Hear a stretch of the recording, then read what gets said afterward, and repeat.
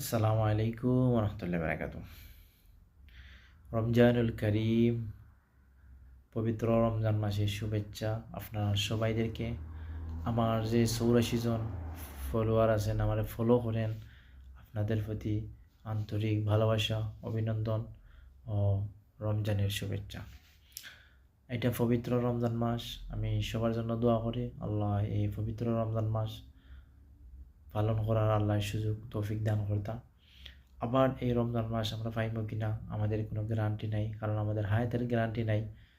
পাইব যে রমজান মাস আবার ফিরা, এর কোনো গ্যারান্টি নাই।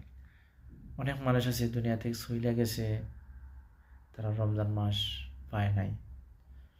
আমরা তাদের জন্য দোয়া করি আল্লাহ তাদেরকে জান্নাতুল ফেরদাউস দান করতা ও আল্লাহ তাআলা তাদের গুনাহ খাতা মাফ করে দিতা।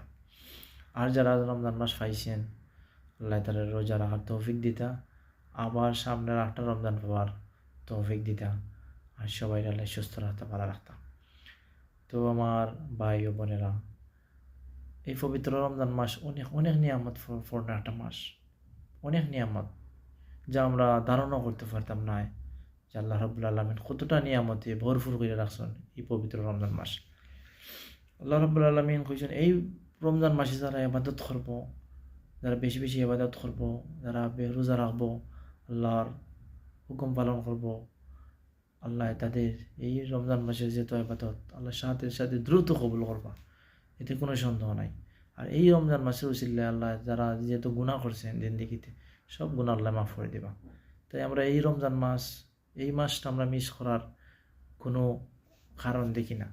অবশ্যই আমরা যত কষ্ট হোক আমরা এই রমজান মাসে ইবাদত করার চেষ্টা করতাম, আর আল্লাহর এই দেওয়া এই রোজা আমরা রাখতাম।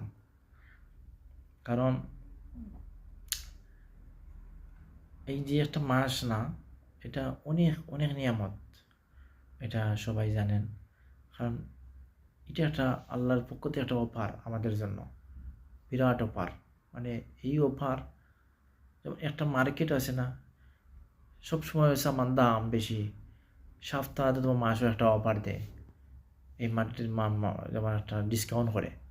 তদ্রুপ আল্লাহও একটা মাস রাখছেন, পবিত্র মাস রমজান মাস। এই মাসে আল্লাহ বান্দা বান্দার অফার দেন, ডিসকাউন্ট করুন, যে এই মাসে যদি আমার বান্দার আমার ডাকে, আমার ডাকার মতো ডাকে, আমার ইবাদত করে, আমি তার জীবনের গুণাগতা মাফ করে দেবো। তাই এই মাস আমরা মিস করলেই তো না, এই মাস যদি আমরা মিস করি আবার এই মাস আমরা ফিরে পাইতাম না। তো আমার ভাইয়েরা, আমার বোনেরা, আপনারা বেশি বেশি ইবাদত করার চেষ্টা করবা, আর নিজের মা বাবার জন্য দোয়া